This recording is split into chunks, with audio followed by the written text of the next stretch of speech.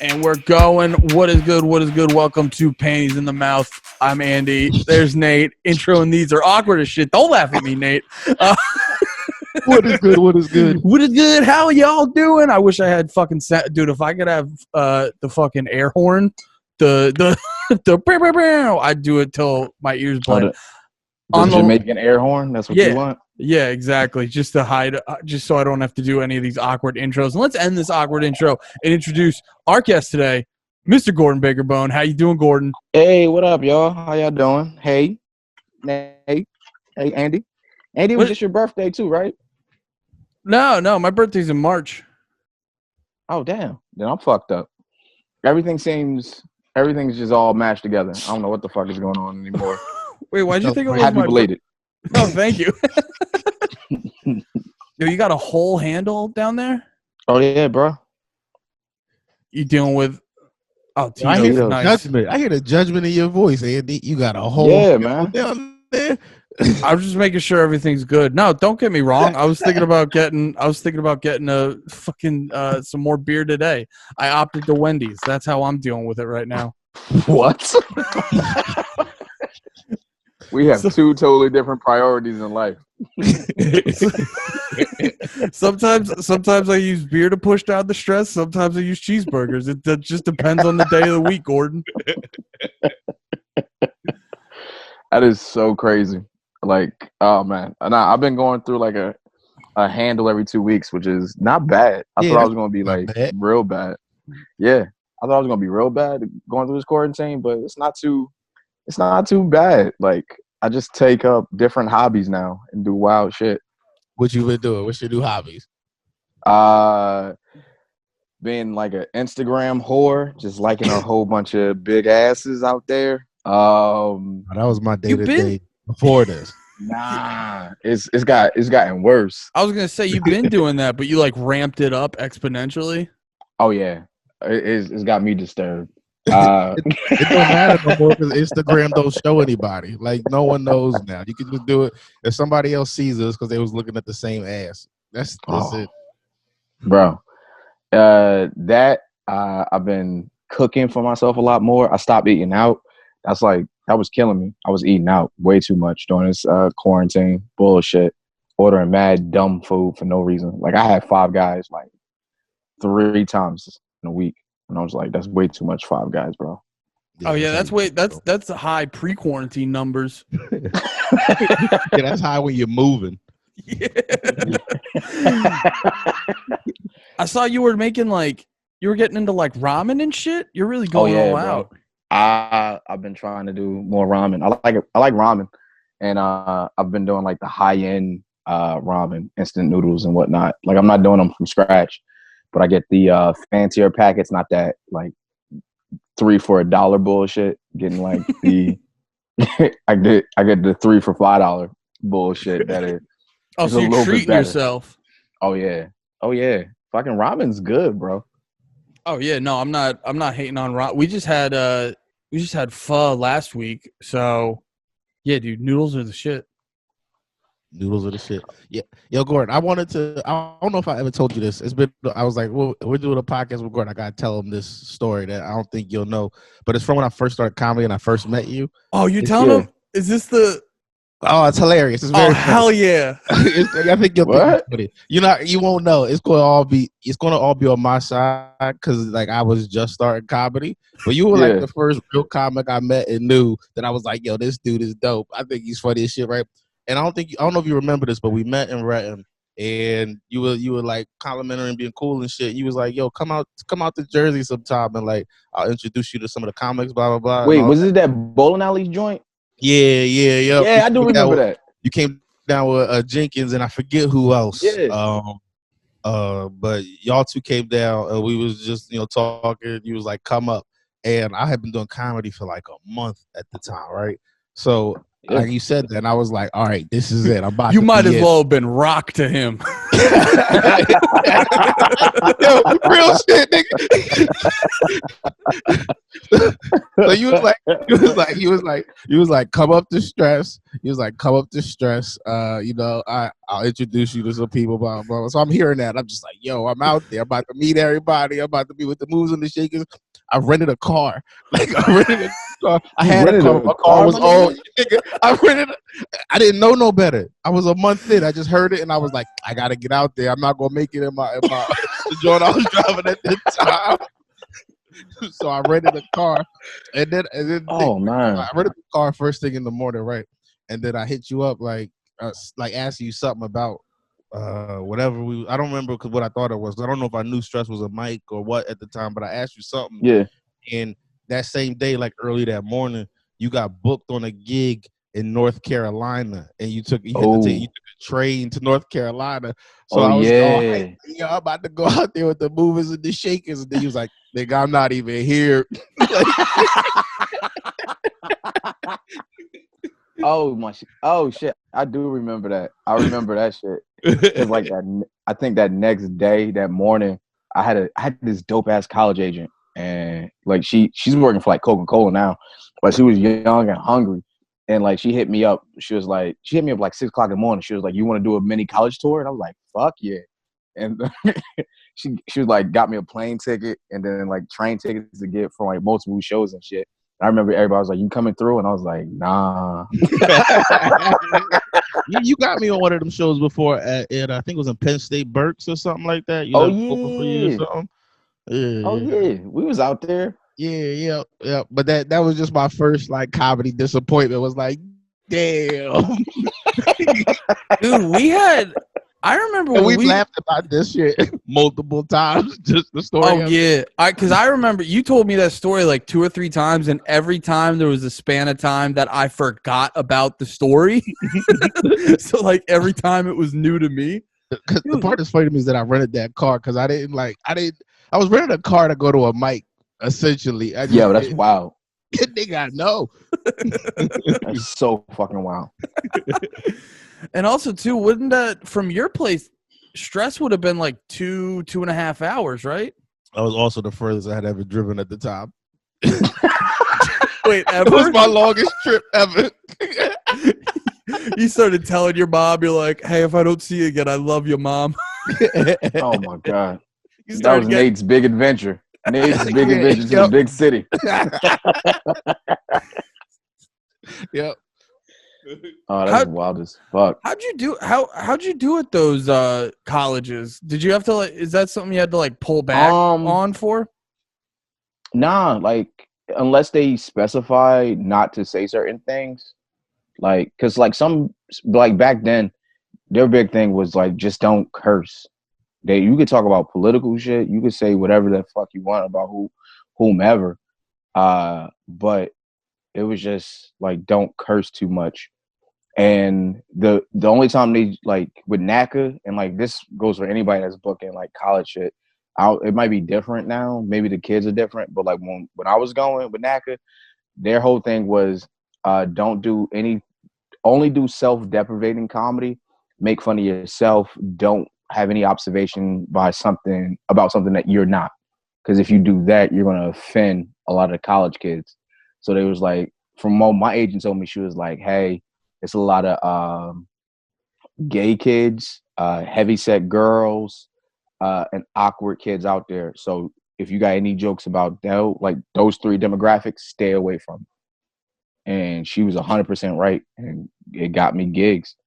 You make fun of yourself, and everybody like that's the one thing. Like all those awkward kids in college they all still racist. So if you make fun of yourself or anything oddly racial. That's the one thing that always gets me upset about comics with like a dummy and shit.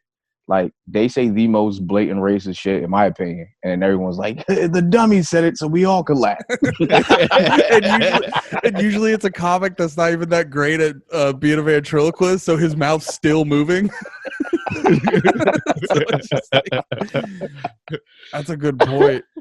You should have just set up a joke where you're like, back in high school when I was a fat woman. This happened. When I was a fat gay woman back in high school, everybody like, yeah. I used to be so awkward, fat, and gay, and female. We got to get him this fall. This guy is good. He knows us. And that's the thing about it too. Like all these kids that book most of this naked shit is the kids that is the kids that don't even like most of the time the show's not for them. Cause like most of the kids with nothing to do, high as hell or drunk as hell, looking for something to do at night, they're the ones that come to the show. So you could just do your regular act because they're just a bunch of regular ass kids coming to this shit. They don't be watching you trying to check if you're, like, even if you had a good set, but you said the things that they didn't want you to say, or you never had that happen. I'm saying, I guess. No, like I've said some shit like from that offended the people that booked me. And they was like, we didn't expect that. But then like the whole baseball team of like white frat kids like, you are the best. If the school doesn't bring you bad, Omega Psi is gonna bring you. I'm like, all right, cool, bro. I'm in there. So that's the way you gotta do it. You gotta get in there and just make whoever laugh. Would it be a thing where like the actual like the organizers like sitting in the back, like you make sure you say the right thing, or would sometimes. Like work? Oh, okay. Sometimes the organizer is there in the back, and sometimes they just like, here's the check. I'm going back to my free apartment on campus. So bye. Like, dude, if you are a college booker and you living on campus, like if that's your first job, you can stack so much money because all you gotta do is just waste money. Yeah. You just have to burn their budget. So like most of the time they don't give two L's. They're just like, did I clear the budget? Am I still gonna get paid? Do I still not have to pay rent? Bet. Like the coolest booker like for a college gig was at High Point in North Carolina. Like if y'all ever get a chance, look at High Point University in North Carolina. Might be one of the dopest campuses I've ever seen in my goddamn life.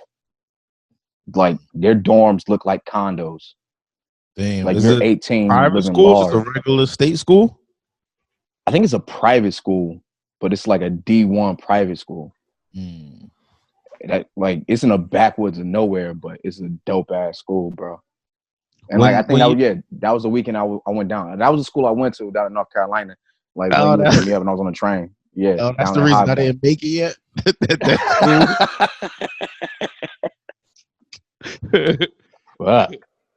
But so you were saying your college age, she just started working for Coca-Cola. Is that just kind of when that happened? You just got to be like, damn, there's the gig. Yeah, because like my whole theory has been like, you got to get an agent that's just as hungry as you.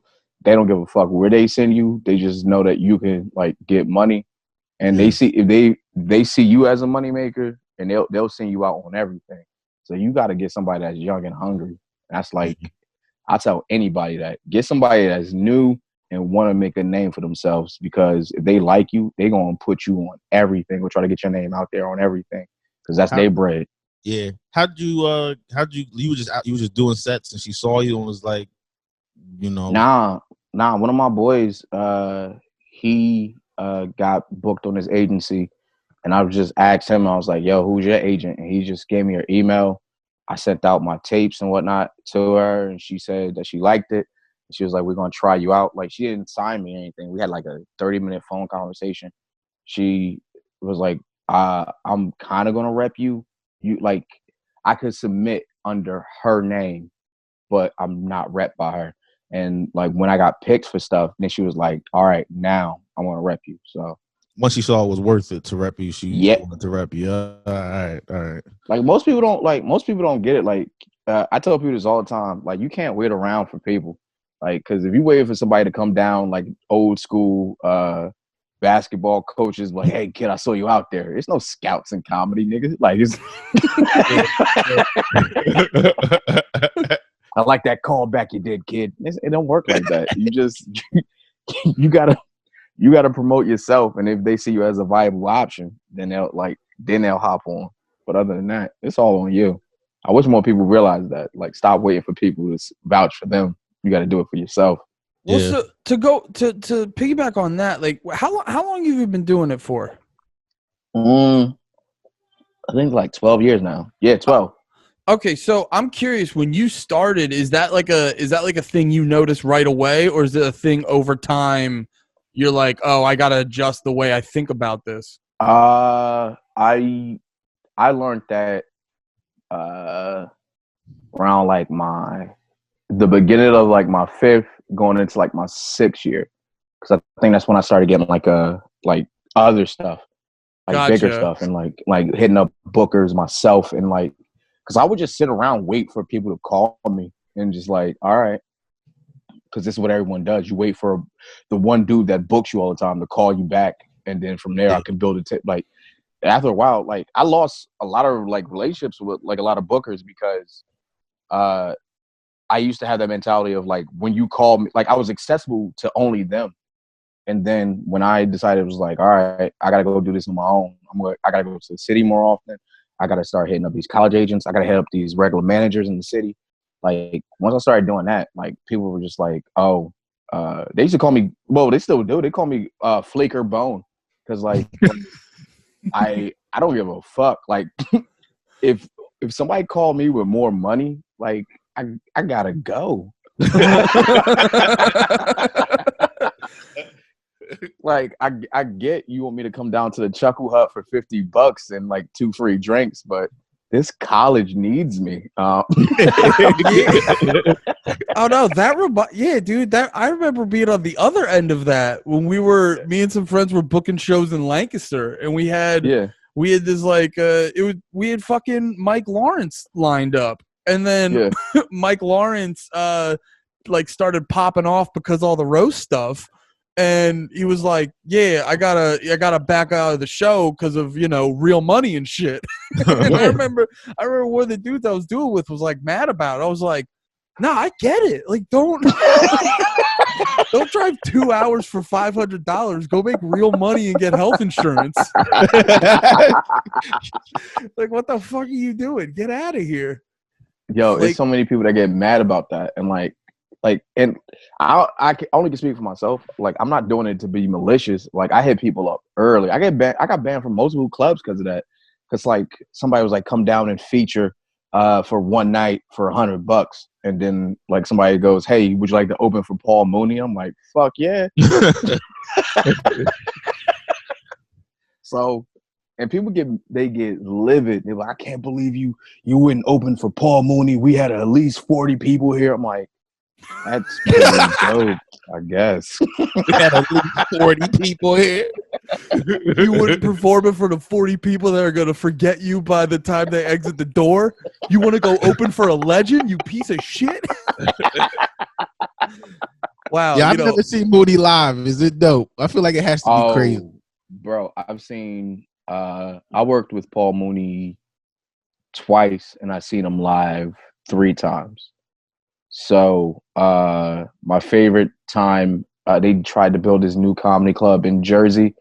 I can't remember the name of it, but it was like trying to be the opposition to Stress Factory. So it's this gorgeous ass room, huge ass room, had a balcony and shit. Paul Mooney's coming to town. Where was it? Sayreville, New Jersey. Okay.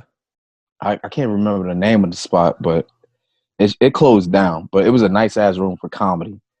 So Paul Mooney comes through, and the booker of the show sees me, and he goes, hey, Gordon, you want to do some time? And I was like, I just came to do the show. Like, I came to just see the show. And he was like, hey, you could open up for Paul Mooney. I'm like, all right, bet. So I go up and I do 10 minutes, and then they let somebody else go up and they do another 10 minutes. And I'm in the back, and Paul Mooney like showed up right exactly at the time that he's supposed to take the stage. But it was like one of these black bookers who kept throwing acts in front of him. So when he got there at like 8:45, that was when he was supposed to get on stage. And like none of the real features that he paid already were there yet. So, didn't get to perform yet. So Paul was like, I don't give a fuck about these features. Those other dudes went up already. I'm getting on at 8:45 and I'm dipping. So he went up there, did a set. He made fun of like this white couple that was there. The dude got so mad. that he was leaving. Like Paul Mooney walked at least about 30 people with his jokes. How many of them were white? All of them. I had a feeling. So as they were leaving, dude got so mad at Paul Mooney. Oh, Paul Mooney did the joke, white people call black people monkeys, but if you look at a monkey, they resemble white people more. And everybody was like, we don't like this shit.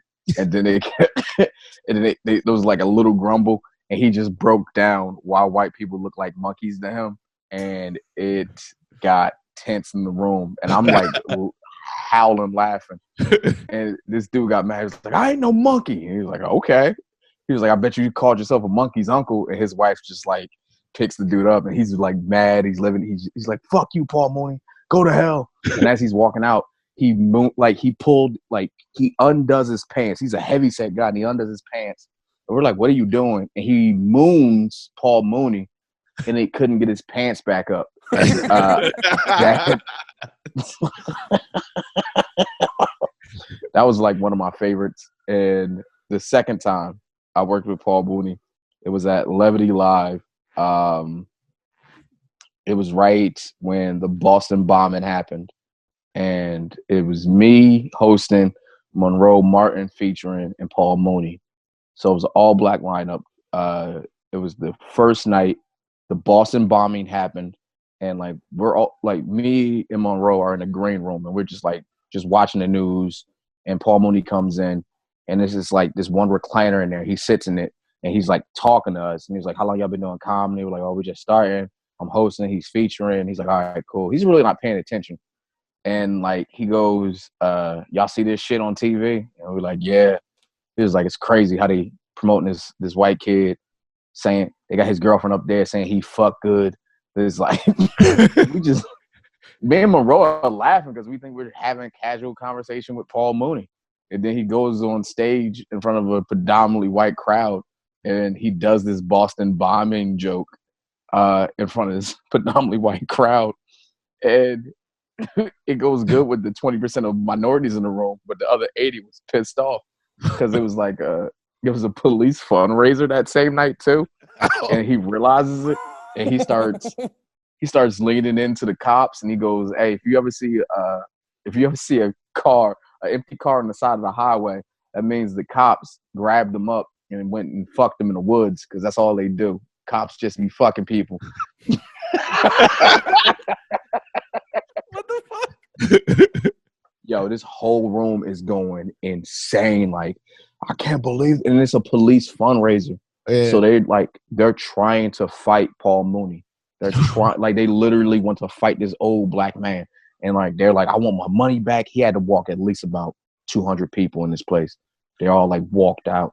Yeah. And then like the 100 people that was left, he sold merchandise to, which was the coldest shit I've ever seen in my life.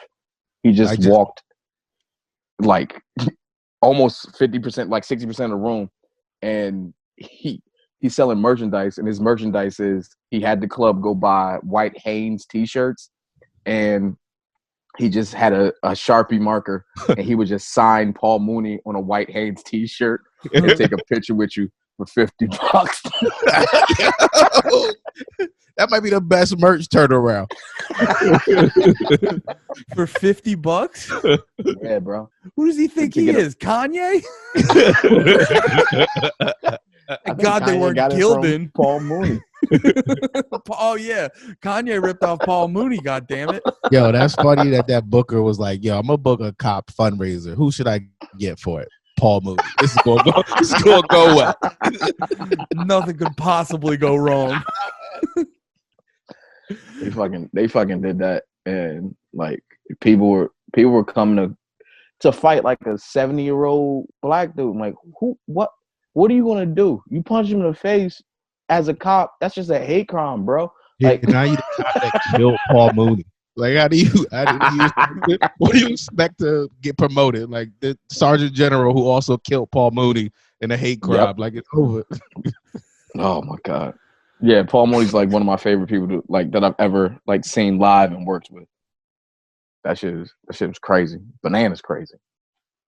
Like, who's like y'all's favorite person that y'all ever worked with? I got to open for I got to open for Nick DiPaolo, so that's like my Paul Mooney. Not exactly. I was just going for the joke. You said it right at first. No, that was cool opening up for I do respect the fuck out of Nick DiPaolo, but that was cool as shit opening up for Nick DiPaolo, you know, like growing up watching like Tough. I was telling Nate about it. It was just weird because I remember like I don't know, I was just trying not to look like an idiot, so I wasn't really saying much. And then at one point we're doing like we're having small talk about fucking traffic or something, and I'm like sitting there, I'm like, I watch you on Tough Crowd, dude. Like just dumb shit like that. But yeah, that ended up being fun. It was wasn't anything too crazy on that one. I know I was getting a complex because when I lived back in Bethlehem, they had me open for like I said before, I opened for Mike Lawrence, Dan St. Germain, and Sean Donnelly. So I started to get a complex where I was like, once they like all the like chubby bearded dudes, they're throwing they're throwing me them their way. I see a theme. Yeah. I feel like the two biggest people I ever opened for probably, I don't know if I don't got like a favorite person I've ever opened for because I haven't had repeat like if it was this person, I haven't seen them again. We haven't been booked on something again. But one of my like worst comedy memories happened when I was opening for Jermaine Fowler. This was like, oh yeah, because this is when I was like realized that people don't respect this shit at all if you don't do it. It was so it was, who was it? It was me. I was like guest spotting. This is another early story. I was guest spotting. Ian Finance was hosting. Who was featuring? Anthony DeVito and and Fowler was headliner. And this was like at when Geico was at its like peak. So he I went up bombed. Ian went up bombed. I went up bombed, and then Anthony killed, and then so did Jermaine. And afterwards, it was like, Jermaine's over there. He's talking. Everybody's like enjoying. They're just doing the thing they do, talking, telling him how funny he was, surrounded him, all of that. And then me, Ian, and Anthony are on the other side, just like maybe like 20 feet away, just talking, watching them all surround him. And this lady looks over and sees us, and we're standing like lined up, like it's me, then it's Ian, then it's DeVito. So he's like the furthest one from the group. This lady sees us, walks over, like walks past me, walks past Ian, sticks out her hand to shake Anthony's hand and goes, "You were great." And then just walks past and eyes me and Ian down as she's leaving. Just like, y'all wasted our time. Too. But he was cool. Where was this? This was at a place called Arts Quest, the same place that Andy was talking about being at. Okay. Just somewhere in Bethlehem. And damn, that's rough. Yeah. Shit. You didn't deserve that, bro. Nah, it was the bad set. She was right. Gordon, there was I remember hearing you telling me a story one time where dude in like middle of the country like found your album and like booked you on a show, and it was like sketchy as hell. Yeah. What was that whole? What had happened with that whole thing? Because I think when I was talking to you, you hadn't done it yet, and you were like pretty afraid. Is that was that recently or like years ago? I couldn't remember. I thought maybe it was years ago. If it was years ago, that happened most of my. All right, because they heard my album. Oh yeah, like couple things happened since like I did the album. Like some dude hit me up. They didn't even hit me up. He just goes online and. Oh wait, before you get into that, what's the name of your album? Throw it out there. It's Nobody, Just Me. It's on all streaming platforms. If you should just type in Gordon Baker Bone. If you got an Alexa, if you got Hey Google, all you gotta do is say, "Hey Google, play Nobody, Just Me" by Gordon Baker Bone. That should pop up. Listen to it on Tidal. They pay the most. Jay-Z give out that good money. So like people would listen to the album, which I was very happy about. And apparently I missed out on like 3 big gigs because I found out like my stepbrother from my dad I never met has my same name. And, well, not Gordon Baker Bone, it's just like Gordon Baker. So the dude saw Gordon Baker and he tried to book like my stepbrother, and he was just like, I'm not a comic, and would just hang up the phone. Like, nigga, like like pass off. Fucking send it my way. So I lost 3 gigs that, and then like, yo, I'm so like mad. Maybe so hit mad. up your stepbrother who does comedy with that name. Jesus Christ, dude. Is that why you guys don't talk? Yeah. Then after that, like after the album also came out, I got booked all the way down in Alabama, Huntsville, Alabama. No, Tuscaloosa. And I was just nervous as fuck about going down there. Yeah, man. They was like, yeah, come down for a one-nighter. I'm like, that sounds like murder. And that was after your album came out? Like this? Yeah, they were like, come down. I wouldn't know what. Like, come down for a one-nighter.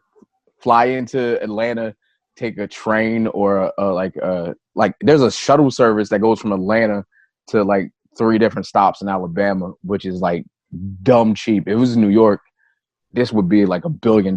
But like going down there, you can get a flight down to Alabama for like $20. Did y'all know that? No. Wait, is that like is that now or in general? Nah. Before this whole quarantine shit even happened, like, because I was nervous about going down to like Tuscaloosa by myself because black. So were there any black? Was it black? It wasn't no black. Wait a minute, show, right? I don't know what type of show it was. You ain't go? So nah, because something else came up, but like on some real shit, like that shit was nervous as fuck because this nigga hit me up out of nowhere. I was like, all right, I'm gonna come down. So I bought the plane ticket.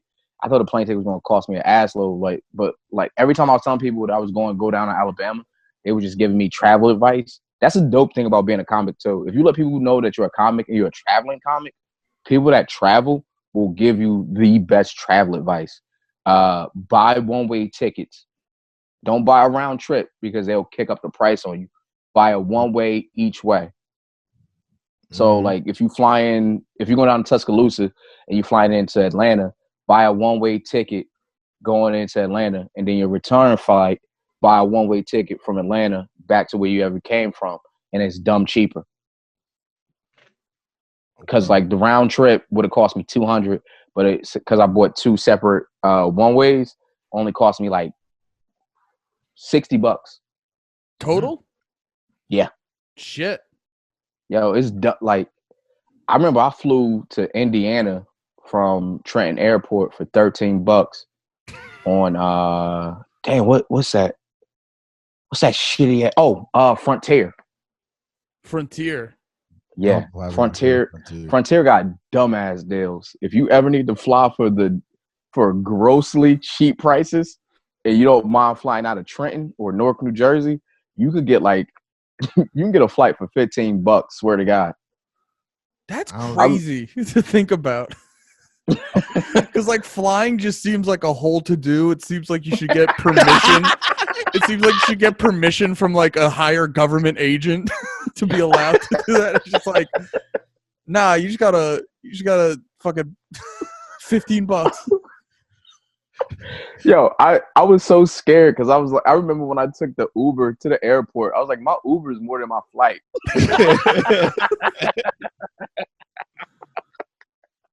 Your Uber driver was also your pilot. He just parked. He didn't drop you off. He was like, "No, we getting out here. We gonna walk the rest of the way." He's just like, "Yo, what gate you at? Oh, that's my plane." Oh, that's why I'm flying too. All right, let me park real quick. We can walk in together. That's funny. Like I remember I was tweeting on that flight. I was like, because like I didn't get to see the pilot because the pilot boarded last. So we were sitting there. Well, yeah, he had to park his car after he dropped you off. So I'm sitting there because I'm flying out to Indiana, and it's cost me all $30 for a round trip, and I'm scared as fuck. And like, I just remember tweeting, I was like, "Yo, if the flight attendant walks a chimpanzee in an aviator jacket to the cockpit, Yeah, yeah. Like adds up. This is our pilot, Bubbles. Oh shit! This is a test. That's fucking crazy. Oh, dude. How did you with doing the album? How did you was that a thing you were approached with? Nah.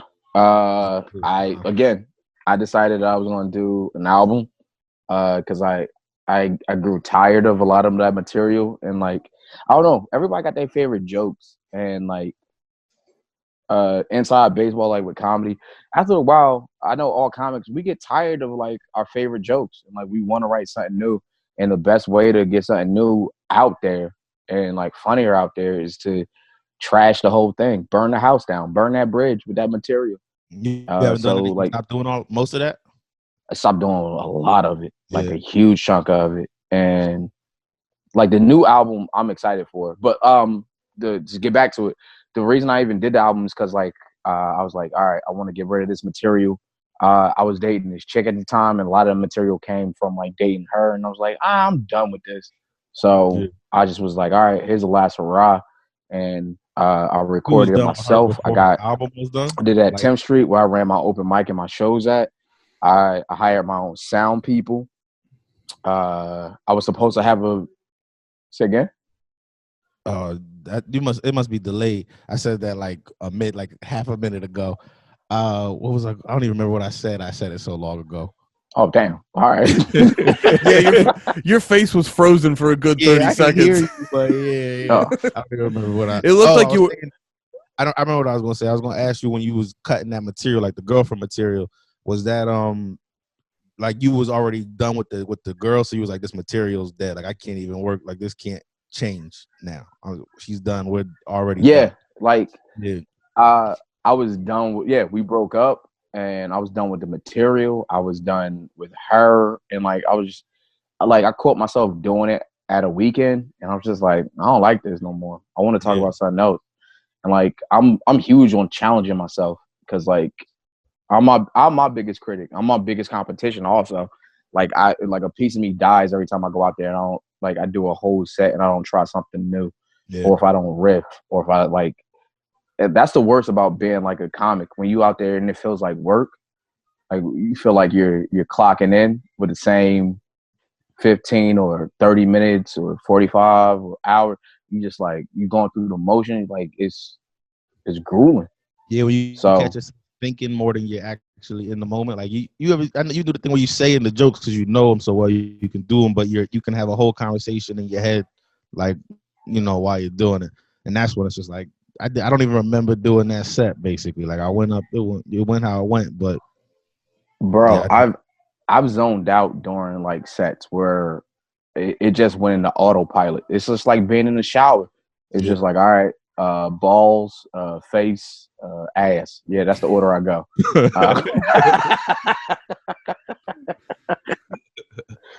So I don't like that you do balls before face though, my nigga. You got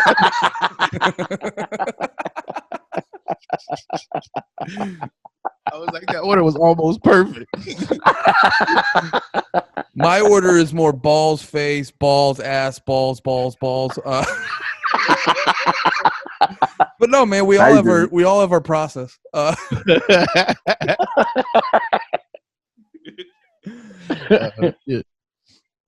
But yeah, like the album came up because like I wanted to get rid of the material. I wanted to challenge myself. Luckily, I had like friends that I knew I could like turn to for audio, a place to record, and like it was supposed to be video, but my video fell through. So I'm so happy. I'm more happy that I understood how to record my own album more than anything else. Like I honestly wouldn't have shopped it around to people if it wasn't if I knew how to get it up on Amazon and all the platforms myself, I'd have put my album out myself. But I put it out through Comedy Dynamic, who was really dope to work with. But my next one is all on me. I'm gonna do everything myself. Yeah. On your own publishing, all that good shit. Hell yeah. Hell yeah. All it takes is a little bit of research, man. And like again, like stop like I wish a lot of comics would just like, and just people in general, stop waiting for somebody to give you a leg up or come get you to do something. It's all on you, bro. Yeah, you just gonna let time pass. It's Hell gonna be yeah. an old nigga with nothing to happen to you. Cause I don't know. I think we got such a workers mentality from our parents and shit. Like all our parents probably talk about getting a raise or getting a bonus. Like, what's a raise in comedy? Is because like I don't really see a raise because like if you get passed at a club, it's not because somebody well, if you get passed at a club, that's on you. You might get a recommendation, but you have to like let your friend know like, hey man, I'm trying to get in here or like shit like that. But other than that, if closed mouths don't get fed. So that's the mentality I run with. And that's that kind of the reason why I did my album the way I did. And kind of the reason I'm gonna do my second album the way I'm gonna do it now.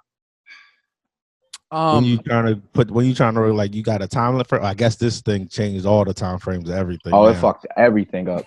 I was hoping by now I will be practicing to record my album by now. Yeah. But it pushed everything back. So I just want to get back out there and I want to do the second album as soon as possible. Cause like since it's quarantine, like the dope thing about this quarantine is like people who listen to my first album and people are asking like, hey, do you have a second one? And I was just like, well, I was supposed to have it out by now, but yeah.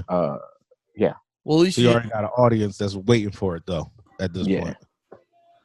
Yo, did you say you did the audio yourself? As in you got a guy or you actually did it? I did stage crew. I did film. So I knew most of the equipment that I wanted and how I wanted it to sound. But I got a guy because like you can't be both places. Yeah. So I got a guy who understood what I wanted. So talking with him, we sat down before the recording. We figured out what we wanted the microphones and how we wanted to sound. The way my album sounds, it picks up. If you remember 10th Street, it picks up the back of the bar. Like a lot of people go, that room sounds huge. It's because like I wanted it to feel like 10th Street. Like with people that's been at 10th Street, like if they hear it, they can envision the room. So we sat down. Like that was my whole thing, making sure that I had like my own personal touch on it. So how many? I'm sorry, I'm just really curious about the technical aspect of it because I always. My brain always goes to the like DIY way, do it yourself. But whenever it comes to like recording comedy, I always get like lost in how they do it. Like how many microphones is that to like, did they actually like, or what was like the setup to record that? We had my mic. We had going into the soundboard. We had table mics. We had floor mics, and then we had overhead microphones too. So I think we had 2 or 3 on the ceiling, 2 on tables, and 1 at the back of the room. So they were spaced out. Yeah. Oh, okay. I didn't realize because that was trying to think about recording stuff on my own. That was the part that was really get me fucked up. Yo, if you know somebody that knows sound and that knows how to work a master board or like a mixer, you can make your own album off rip. Like it's not that hard. Like I've done film work. I minored in film in college. I still do film shit here and there. Like I always envisioned myself being a director, but like I still might be, but I like that side more than anything else. Like I started with stage crew in high school, and then that led to like TV production, from TV production to filmmaking, and from filmmaking learning audio, and then like me flying my own drones and making my own B-roll and stuff like that.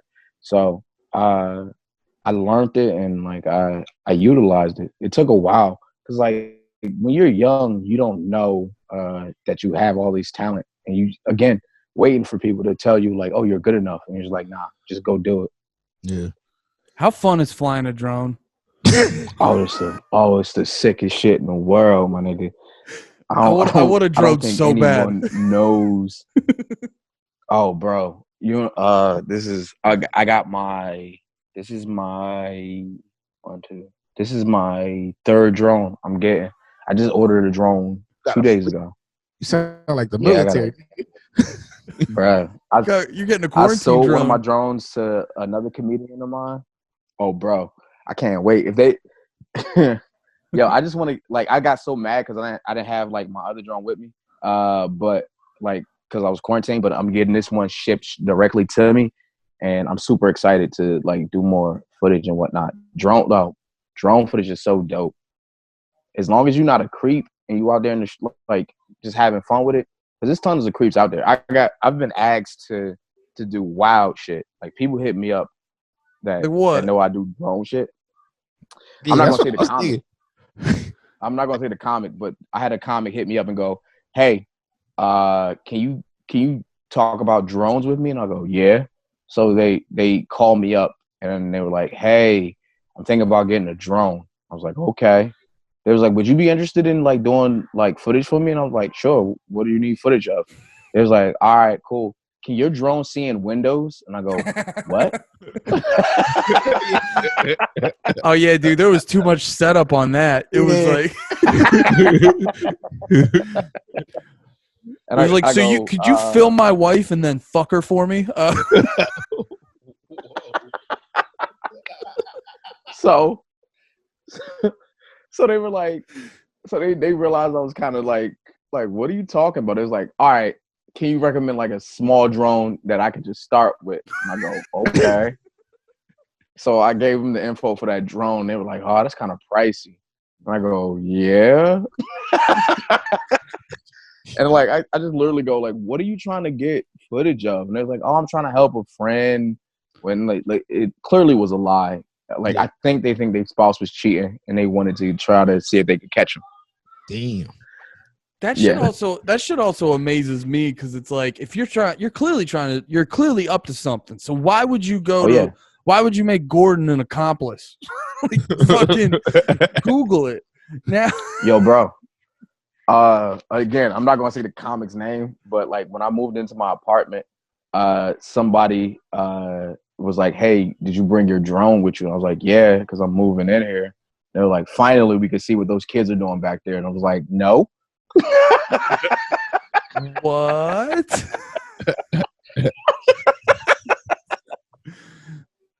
Yo, what you just said, I feel man. I know who you. I almost feel like I know who you talk about, but I could be wrong. But bro. Yeah, I'm telling you, drones are definitely in the wrong hands. Some risky technology. Yo, there's people that don't know what they're doing, and they really think that if you have a drone, you can do all this espionage bullshit. And it's like, nah, you can't. Because they're also loud, dude. Yeah, they're loud, and the amount of do you understand the work it would? There's nobody in the world that I would spend that amount of time and effort with following a drone with. Do you understand how boring that would be? Yeah. Who gives a fuck? You also have to make a $1,800 investment to find out if your wife's cheating on you. If it's that serious, just leave. It's over anyway. Just steal her cell phone. Why are you getting a fucking drone? Bro. Yeah, that's good advice. If you're holding $2,000 and you're wondering your wife is cheating, yes. Yeah, you definitely cheating. If you're I'm so sure that I gotta fuck. All you want to do at that point is just feel okay to leave her, or decide that you're sad and whatever. Then you just sad for no reason. That's the thing that gets me the most with people when I hear dudes get like that, just overly emotional and sensitive and sad about the lady. Just yo, man, live the rest of your life. If he's cheating, if you even think that, then it's not going great. You're wasting your time. I guess if you got a family, it's different. You got kids and shit. But bro, when I got my first drone, and I the same time, the same week I broke up with my girl is the same time I got my first drone. I was doing research on drones for like months and like almost to a year before like I saved up enough money to buy my first drone because it was like dumb expensive. So everybody was like, "Is that for your ex?" I was like, "Why the fuck no?" Dude, that's what you the realize. Top line adds up though. Like if you're like, she broke up with me, I got a drone. Like I would have thought the same thing. Like, oh man, Gordon's taking this rough. He's Yo, when I first got my dropped drone, I just took pictures of me with my drone having the most fun. It was the nerdiest thing I think I've ever done in my life. I was just out there just flying drones and just impressed with the technology and the shit I could do. The shit was like, yo, I highly suggest everybody get a drone. No, you know what? I take that back. It's a bad world to live in, man. Are you saying there should be background checks on drones? Yes. Swear to God, yes. Yeah, dude, I want a drone, but I don't have enough like reason. I'd have to get a drone, then figure out why I needed that drone afterwards. I'm just bro. Like, what do I do next? I dropped 1800. What's the next move? That's the thing. Every time I bring up drones around my wife, she's always just like, "Why?" And I'm like, "Fuck, I didn't know it was gonna get that far." She thinks conversation. Steph knows you're a little creepy. She's like, "What are you gonna do with it?" I like drones because like I did TV production and I did like film work, so I know how hard it is to get like transition shots and B-roll. So like once you get like B-roll and shit like that, like it's the coolest B-roll you can get. Like I did drone work for a bunch of comedians that were like doing projects and whatnot. Like I was actually about to do B-roll for like drone work for Bonnie's film that she did, Bonnie McFarlane's film, but they said they didn't need it. So that's a funny point you were saying. You're doing B-roll work because like you are kind of known as the guy who has a drone. so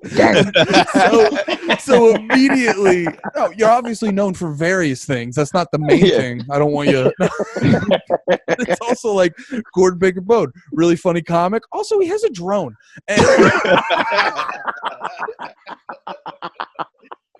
And then you're like filming a thing, and you're like, Gordon does have that drone. Maybe we do need like a crazy crane-esque shot. Yeah, bro, hit me up. I'm all game for it, man. Like, cause, like, I'm such a lame, like, on the road. Like, I'll drink with you at night. I'll party with everybody. But like, when it comes down to it, I'm a big nerd. Like, if I got a casino gig, I don't gamble. I go find a cool place to fly out my drone and like take drone footage and whatnot. And then at night, I get fucking crazy and I drink way too much with like cool headliners and whatnot. That shit never gets old. That's like I think that's my favorite part of that's the one thing I do miss is finding out who's a cool comic that I could party with. Oh yeah. Dude, that's my favorite because I'm big into listening to podcasts and shit, and kind of going off what you just said.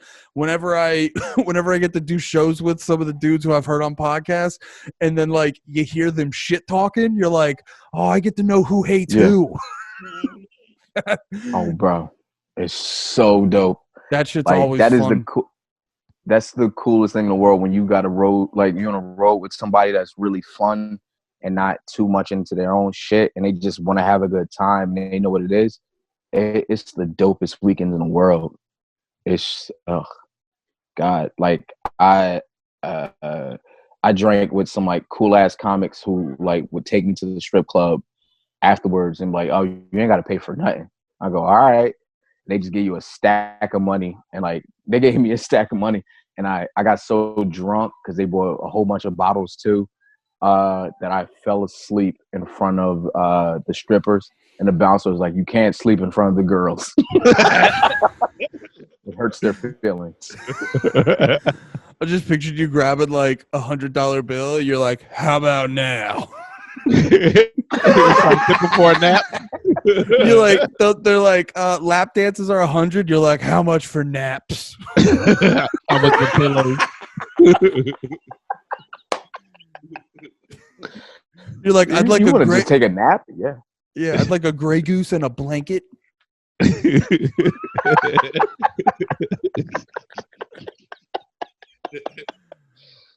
That was the weirdest thing in the world because like he said it. He was like, "Yeah, you can't sleep in front of girls." And you look over I looked over his shoulder and you see the stripper like kind of standing there mad, like Sonic waiting for you to come back to the game, tapping her foot, like when he's doing the tap. That's fucking hilarious. It was like, oh fuck. Are you a fan of strip? You a fan of the strip clubs? Not a fan. I like seeing my friends' reactions to strip clubs. Like, cause I used to do the Jersey brunch with a whole bunch of comics. Like it started with Wait, is that what your brunch was? Yeah. I never knew that it was at strip clubs. I always heard you guys talk about it. I missed that part. Yeah. That was the thing about it. Like, we never said that it led to the strip club. We just said, "Yo, come to brunch." That's fucking hilarious. I never knew you guys did the strip club. Yeah. So, all right. There's a strip club called 35 XXXV, and me and a bunch of comics. It started off with football. It was a pure thing that we're all going to meet up. We're going to watch football because we all do fantasy. So we're going to eat breakfast, we're going to drink, and watch football. Then football ended, and my homie Reggie Parker goes, "Yo, we should do something." And I go, "All right, cool. What you willing to do?" He was like, "Well," and this is his exact words. He was like, "Well, the strippy is free on Sundays." And I go, "What?" He was like, "Yeah, the strip club's free on Sundays." I was like, "First off, they're open on Sundays this early?" He was like, "Yep." It's like, "All right." So we get to the strip club, and it was like, "All right, all you guys got to do is buy soda, and you get in for free." I was like, "Okay." So we get in there. It's like, literally, it's the B squad. Yeah. It's whoever fell asleep in the back from Saturday night and there on Sunday still trying to make a little bit of extra change. So we're in there. We're still watching football. We're drinking because, like, the strip club in Jersey is BYOB. So we bought a whole bunch of booze. We come inside. We're drinking. We're watching football. And we just we played Kings in there. We we smoked hookah. Like, we didn't even pay attention to like the strippers and shit. Like, every now and then, like, somebody would get like a lap dance, but other than that, we were just being there, just titties and shit everywhere. Just a whole bunch of comics just acting stupid, playing Kings and just being dumb in the strip club or at brunch. It's fun. It was fun as fuck, bro. Damn. I wish y'all would have came. Yeah, that was before we got out here. Yeah, I didn't know that. Bro. I would have absolutely been there. I've said before, I love the strip club too much. It's I gotta pace it out because I have too much fun at the strip club, and then I have no money. I've worked at strip clubs, like doing like comedy shows and hosting shows and hosting events at strip clubs. So it's just like, what's a comedy show at them like? It's really weird because the dudes aren't there for comedy; they're there for titties. So you just I just took a whole angle of just make fun of the lame motherfucker that came to the strip club. Like, some comics, they make fun of the strippers all night. I'm just like, fuck all that. I'm gonna make fun of the niggas that come in here, and it turns out to be a good time. It helps the girls make more tips too, because like. If you make fun of the dude that came there that's sitting in the back acting like he don't want to see titties and shit, if you make fun of him, he gonna make it rain on some hoe.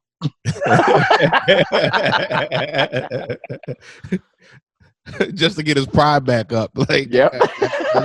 I do got it. In case y'all thought I did. You bullied a dude into getting a boner. Oh yeah. A lot of dudes don't realize this about strip clubs, and I wish more dudes would realize this. Like, if you really want to look like a baller when you go to a strip club, all you got to do is throw like 26 or 36 ones, and you look like you're the richest man in the world. Just like that one, like, just throw them all up. Yep, 36 ones. That's a good amount. Bro, it looks like a money storm.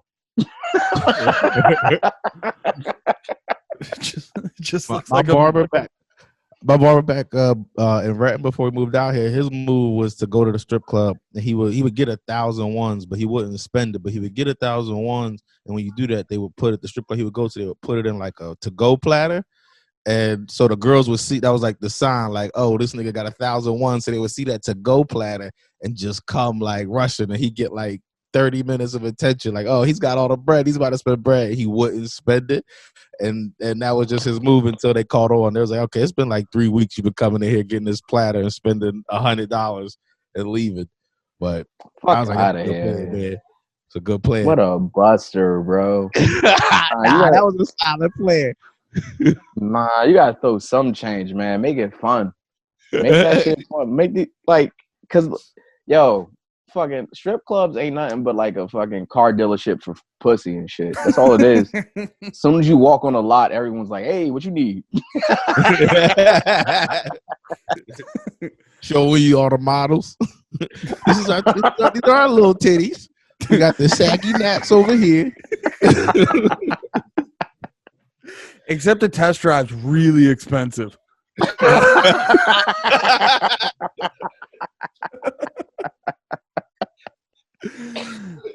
Oh my god.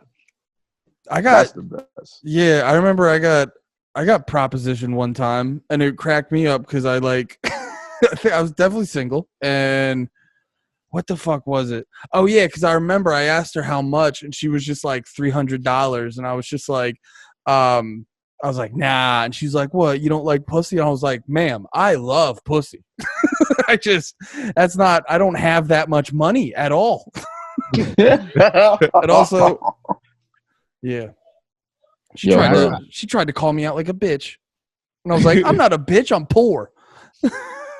I remember the first time going into a strip club though, and feeling special. Like, yo, there's so many titties around me. When you was 18, you could first get in, just like, yo, you remember the strip club by where I used to live, Nate? How it was like the nice strip club, and that was like my only reference to strip clubs. And then the only other one I ever went to was the one on my bachelor party, and that was, I've said it before, they should have called, it was called Silhouettes, but they should call that shit Dale's Basement. Like, it was ridiculous. And it was really just a bar in like a basement with a couple ladies. It looked like it literally looked like your uncle's basement who has like a bar down there. They had a pool table, 3 couches that were all different. It was and that really gave me perspective on like the wide array of strip clubs. And those ones are definitely the more exciting one in my opinion. I really like I miss those strip club days, man. I really do. Cause it's just like that was just like the most pure fun that I think I've ever had in my life, of just like seeing how the strip club game has worked. And just like how, dudes are dumb. Like I really wish more dudes just like. Oh yeah, that's the other reason I don't go to strip clubs, because I 100%, and I'm embarrassed by it, and I 100% turn the guy where I'm like, they like me. I just like I know my problem, so that's why I keep a real distance from them. Yo, they like you for the moment, and like if you ever got like sex from a stripper, it's because they were drinking and they were having a good time, and you actually made it not feel like work just for a little bit, but they still felt like it was work. And like that's the funniest thing. I watched this one girl. I didn't watch her, but like she went to the champagne room, and like I guess the dude tipped her way too much, and they was drinking way too much. She gave the dude head in the champagne room, and she forgot to get paid, and she was upset about it. And then she told the manager, and they put her in like the chair by the champagne room, like in a timeout. And that shit was the funniest thing I think I've ever seen in my life. I sucked this dick and he didn't pay me. You can't tell me. He's like, you can't. You're not allowed to do that. Timeout. I mean, we all know that you guys do that, but you're not allowed to tell me you did that? You're a moron. Go sit down. That's exactly what it was. That's crazy. All right, man. Well, I think this is a good place to wrap it up. Gordon, thank you so much for coming on, man. Thank y'all. Y'all made today worthwhile, bro. Hell yeah. Hey, That means a lot, man. Throw out your album, your plugs, all that shit, so people can go check you out more. Hey, check out my album, Gordon Baker Bone, Nobody, Just Me. It's on all streaming platforms. Please buy it. Please share it. If you even want to listen to it on Instagram, you can find it out there. Just type Gordon Baker Bone, BAKR-BONE, Baker Bone on Instagram and Twitter, and Gordon Baker Bone on Facebook. I post a lot of dumb shit just to have fun. So if you guys just want to see some big titties, some big asses, and some funny jokes, come follow my page. Oh, yeah. You want to see how horny Gordon gets on Twitter? Get over there. Dude, fuck, because when we did Pizza Boys last week, I think St. John called you out for that. And I was like, that is what he's doing. Yeah. The homie keep looking at my likes. Stay out my likes. All right. And also, me and Nate never do the plugs. I do want to remind people, twitch.tv/AndyGotJokes. Go check that out. Monday, Wednesday, Thursday, and Sundays. And also Andy Got Jokes, Twitter and Instagram. And I just got another podcast called Deviltry with Alex Grubar, and Instagram is that Nate Marshall. Twitter is that Nate M. Hell yeah. Thank you, everyone, for listening. Be about it. Peace.